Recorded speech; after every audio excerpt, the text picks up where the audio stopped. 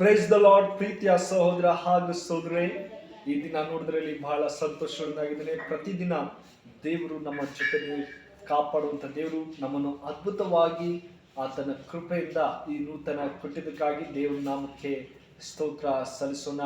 ಪ್ರತಿದಿನ ನೀವು ಪ್ರಾರ್ಥನೆ ಮಾಡ್ತಾ ಇದ್ದೀರಾ ಮತ್ತು ದೇವರ ವಾಕ್ಯದಲ್ಲಿ ಬೆಳೀತಾ ಇದ್ದೀರಾ ಎಂಬುದಾಗಿ ನಾನು ಸಂತೋಷವಾಗಿದ್ದೇನೆ. ಪ್ರೀತಿಯುಳ್ಳ ದೇವ ಮಕ್ಕಳೇ, ಈ ದಿನ ಮಾರ್ಕನ ಬರೆದ ಸುವಾರ್ತೆ 7ನೇ ಅಧ್ಯಾಯದಿಂದ ನಾವು ಧ್ಯಾನ ಮಾಡೋಕ್ಕೆ ಹೋಗ್ತಾ ಇದ್ದೀವಿ. ಹೌದು ಪ್ರೀತಿಯ ದೇವ ಮಕ್ಕಳೇ, ಕಳೆದ ವಾರೆಲ್ಲ ದೇವರು ನಮ್ಮ ಜೊತೆಯಲ್ಲಿ ಎಚ್ಚರಿಸುವಂಥ ದೇವರು. ನೋಡಿ, ಈ ದಿನ ಟಾಪಿಕ್ ಏನಂದರೆ ಶುದ್ಧ ಅಶುದ್ಧ ಎಂಬುದಾಗಿ. ನೋಡಿ, ನಾವು ಯಾವ ಥರ ಶುದ್ಧ ಅಶುದ್ಧವಾಗಿ ಜೀವಿಸ್ತಾ ಇದ್ದೀವಿ ಎಂಬುದಾಗಿ ನಾವು ನೋಡ್ತೇವೆ. ಮಾರ್ಕನ ಬರೆದ ಸುವಾರ್ತೆ 7ನೇ ಅಧ್ಯಾಯ 1ರಿಂದ 4ನೇ ವಚನ ನಿಮಗಾಗಿ ಓದ್ತೀನಿ.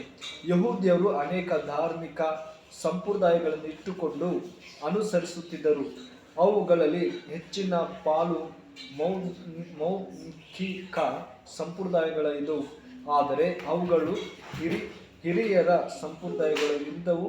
ಮನುಷ್ಯರ ಸಂಪ್ರದಾಯಗಳು ಅವುಗಳು ದೇವರ ವಾಕ್ಯದ ಹಳೆ ಒಡಂಬಡಿಕೆಯಲ್ಲಿ 45 ಬರೆಯಲ್ಪಟ್ಟಿರಲಿಲ್ಲ. ಅಂತಹ ಸಂಪ್ರದಾಯಗಳಲ್ಲಿ ಊಟಕ್ಕೆ ಮುಂಚೆ ಕೈಗಳನ್ನು ತೊಳೆಯುವುದು ಎಂಬುದಾಗಿ. ಹೌದು ಪ್ರೀತಿಯ ದೇವ ಮಕ್ಕಳೇ, ಆವಾಗ 45 ಆಜ್ಞೆಗಳು ಇರಲಿಲ್ಲ ಎಂಬುದಾಗಿ ದೇವ್ರ ವಾಕ್ಯ ಇಲ್ಲಿ ಹೇಳುತ್ತದೆ. ಆದರೆ ದೇವರು ಈ ದಿನಗಳಲ್ಲಿ ನೋಡಿದರೆ ಶಿಷ್ಯರು ಯಹೂದ್ಯರ ಮಧ್ಯದಲ್ಲಿ ಯೆರೂಸಲೇಮಿಗೆ ಹೋಗ್ತಾರೆ. ಯೆರೂಸಲೇಮಿಗೆ ಹೋಗುವ ಸಮಯದಲ್ಲಿ ಅವರು ದೇವರಿಗೆ ಹೇಳ್ತಾರೆ, ದೇವರೇ, ನಾವು ಊಟ ಮಾಡುವಾಗ ಕೈಗಳನ್ನು ತೊಳೆದುಕೊಳ್ಬೇಕೆಂಬುದಾಗಿ. ದೇವರು ಹೇಳ್ತಾ ಇದ್ದಾರೆ, ನಾವು ಮನುಷ್ಯರದ ಸಂಪ್ರದಾಯಗಳನ್ನ ಬಿಟ್ಟು ನಮ್ಮ ಆತ್ಮಿಕವಾಗಿ ನಾವು ಬೆಳಿಬೇಕು ಎಂಬುದಾಗಿ ದೇವ್ರ ವಾಕ್ಯ ಹೇಳ್ತದೆ. ಹೌದು ಪ್ರೀತಿಯ ಮಕ್ಕಳೇ, ಶಿಷ್ಯರಿಗೆ ಹೇಳ್ತಿದ್ರೆ ನಮ್ಮ ಜೀವನ ಹೇಗೆ ನಾವು ನಡೀತಾ ಇದ್ದೀವಿ, ನಾವು ಆತ್ಮಿಕವಾಗಿ ಇರಬೇಕು. ಶುದ್ಧ ಮತ್ತು ಅಶುದ್ಧವಾಗಿ ನಾವು ಜೀವಿಸ್ತಾ ಬರ್ತಾ ಇದ್ದೀವಿ. ಆದರೆ ನಮ್ಮ ಜೀವನದಲ್ಲಿ ದೇವರಲ್ಲಿ ನಾವು ಹೇಗೆ ಜೀವಿಸ್ತಾ ಇದ್ದೀವಿ ಎಂಬುದಾಗಿ. ಅದೇ ಥರ 5ನೇ ವಚನದಲ್ಲಿ ಹೇಳ್ತಾರೆ, ಫರಿಸಾಯರು ಮತ್ತು ಶಾಸ್ತ್ರಿಗಳು ಯೇಸುವಿನ ಶಿಷ್ಯರು ಕೈಯನ್ನು ತೊಳೆಯದೆ ಊಟ ಮಾಡೋದರಿಂದ ಹಿರಿಯರ ಸಂಪ್ರದಾಯಗಳೇ ಅವಿಧೇಯರಾಗಿದ್ದಾರೆಂದು ಆರೋಪಿಸಿದರು. ದೇವರಿಗೆ ಅವ್ರು ಆರೋಪಿಸ್ತಾ ಇದ್ರು, ಅಯ್ಯೋ ದೇವರು ಈ ಥರ ಅವ್ರ ಶಿಷ್ಯರೇ ದೇವ್ರ ಕೈ ತೊಳ್ಕೊಳ್ತಾ ಇಲ್ಲ ಎಂಬುದಾಗಿ ಟೀಕಿಸ್ತಾ ಇದ್ರು. ಆದರೆ ದೇವ್ರ ವಾಕ್ಯ ಹೇಳ್ತದೆ, 6ನೇ ವಚನ ಹಿಡಿದು 8ನೇ ವಚನ ನಿಮಗಾಗಿ ಓದ್ತೀನಿ ಪ್ರಿಯರೇ. ಆದರೆ ಯೇಸುವಿಗೆ ಫರಿಸಾಯರು ಮತ್ತು ಶಾಸ್ತ್ರಿಗಳ ಕಪಟತನವನ್ನು ತಿಳಿಸಿದರು. ಅವರು ತಮ್ಮ ದೇಹದ ಹೊರಗೆ ಮಾತ್ರ ಶುದ್ಧ ಮಾಡಿಕೊಂಡರು, ಆದರೆ ಅವರ ಹೃದಯಗಳು ಅಶುದ್ಧವಾಗಿ ಉಳಿದವು. ನೋಡಿ, ಅವರು ಹೃದಯ ಬರೀ ಮುಖ ಮಾತ್ರ ಚೆನ್ನಾಗಿ ತೊಳ್ಕೊಳ್ಬೇಕು, ಹೃದಯ ಮಾತ್ರ ಚೆನ್ನಾಗಿ ತೊಳ್ಕೊಬೇಕು, ಆದರೆ ಒಳಗಡೆ ಒಂದು ಕಪಟವಾಗಿ ಅವ್ರು ಜೀವಿಸ್ತಾ ಇದ್ರು ಎಂಬುದಾಗಿ ದೇವ್ರ ವಾಕ್ಯ ಹೇಳ್ತದೆ. ಹೌದು ಪ್ರೀತಿಯ ದೇವ ಮಕ್ಕಳು, ಯೇಸು ಸ್ವಾಮಿ ಅವ್ರಿಗೆ ಹೇಳ್ತಾ ಇದ್ದಾರೆ, ನೀವು ಬರೀ ವಂಚನೆ ಮಾತ್ರ ನಿಮ್ಮ ಶುದ್ಧವಾಗಿದೆ, ಆದರೆ ಆತ್ಮಿಕವಾಗಿ ಹೇಗೆ ಇದ್ದೀರಾ ಎಂಬುದಾಗಿ ದೇವ್ರ ವಾಕ್ಯ ಪ್ರಶ್ನೆ ಮಾಡ್ತಾ ಇದ್ದಾರೆ. ನಮ್ಮ ಪ್ರೀತಿಯ ದೇವ ಮಕ್ಕಳೇ, ನಾವು ಯಾವಾಗಲೂ ಪ್ರತಿದಿನ ಕೈ ತೊಳ್ಕೊಳ್ಬೇಕು ಊಟ ಮಾಡುವ ಮುಂಚೆ. ಅದು ಒಳ್ಳೇದೇ, ಇಲ್ಲಂತಲ್ಲ. ಆದರೆ ದೇವ್ರು ಹೇಳ್ತಾ ಇದ್ದೇನೆ, ಕಪಟಿ ಹಾಗೆ ಅವ್ರು ಜೀವಿಸ್ತಾ ಇದ್ದಾರೆ. ನಾವು ಕ್ರೈಸ್ತರಾಗಿದ್ದೇವೆ, ಅಯ್ಯೋ ನಾವು ಪ್ರತಿದಿನ ವಾಕ್ಯಗಳು ಓದ್ತಿದ್ದೇವೆ, ಪ್ರಾರ್ಥನೆ ಮಾಡ್ತಾ ಇದ್ದೀವಿ ಎಂಬುದಾಗಿ ಹೇಳ್ತೀವಿ. ಆದರೆ ಇನ್ನೊಬ್ಬರಿಗೆ ಅಥವಾ ಒಳ್ಳೆ ರೀತಿಯಲ್ಲಿ ನಾವು ನಡೀತಾ ಇದ್ದೀವಾ, ಇನ್ನೊಬ್ಬರಿಗೆ ಸಹಾಯ ಮಾಡ್ತಾ ಇದ್ದೀವಿ ಎಂಬುದು ಬಹಳ ಮುಖ್ಯವಾಗಿದೆ ಪ್ರೀತಿಯ ದೇವ ಮಕ್ಕಳೇ.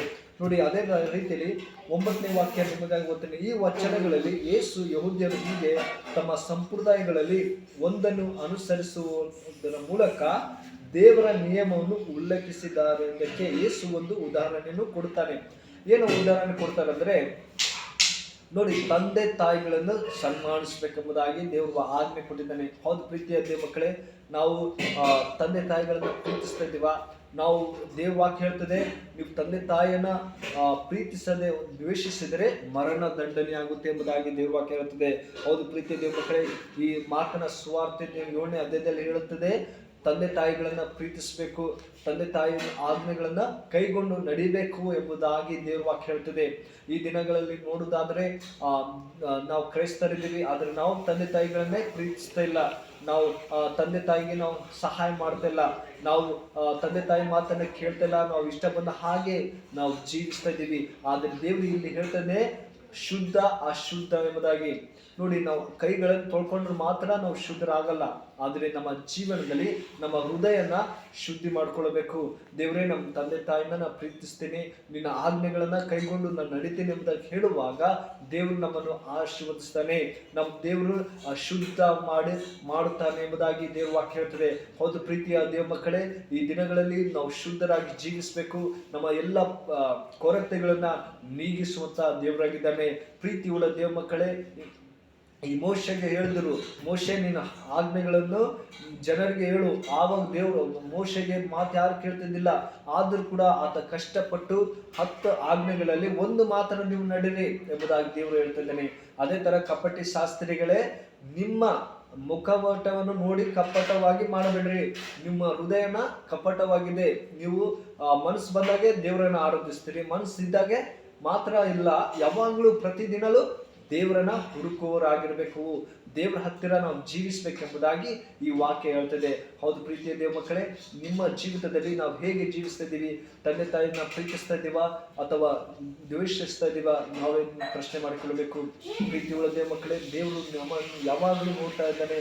ನನ್ನ ಮಗ ಏನ್ ಮಾಡ್ತಾ ಇದ್ದಾನೆ, ಹೇಗೆ ಜೀವಿಸ್ತಾ ಇದ್ದಾನೆ ಎಂಬುದಾಗಿ ಯಾವಾಗಲೂ ನಮ್ಮ ಜೊತೆಲೇ ಇರುವಂತಹ ದೇವರಾಗಿದ್ದಾನೆ. ಹೌದು ಪ್ರೀತಿಯ ದೇವ ಮಕ್ಕಳೇ, ಈ ವಾಕ್ಯ ಇಷ್ಟವಾಗಿದ್ದರೆ ಲೈಕ್ ಕೊಡಿ, ಶೇರ್ ಮಾಡಿ. ದೇವರು ನಿಮ್ಮನ್ನು ಆಶೀರ್ವದಿಸ್ತಾನೆ. ಮತ್ತೆ ಸಬ್ಸ್ಕ್ರೈಬ್ ಮಾಡಿ. ದೇವರು ನಿಮ್ಮನ್ನು ಅದ್ಭುತವಾಗಿ, ನಿಮಗಾಗಿ ನಾನು ಪ್ರಾರ್ಥಿಸ್ತಾ ಇದ್ದೀನಿ. ನೀವು ದೇವರನ್ನು ಅದ್ಭುತವಾಗಿ ನಡೆಸ್ತಾನೆ, ನಿಮ್ಮನ್ನು ಅದ್ಭುತವಾಗಿ ಕಾಪಾಡುವಂತ ದೇವರಾಗಿದ್ದಾನೆ. ಪ್ರಾರ್ಥನೆ ಮಾಡಿಕೊಳ್ಳೋಣ. ಪರಿಶುದ್ಧನೇ ಪ್ರೀತಿಯುಳ್ಳ ತಂದೆ ದೇವರೇ, ಈ ಒಳ್ಳೆ ಸಮಯಕ್ಕಾಗಿ ಸ್ತೋತ್ರ.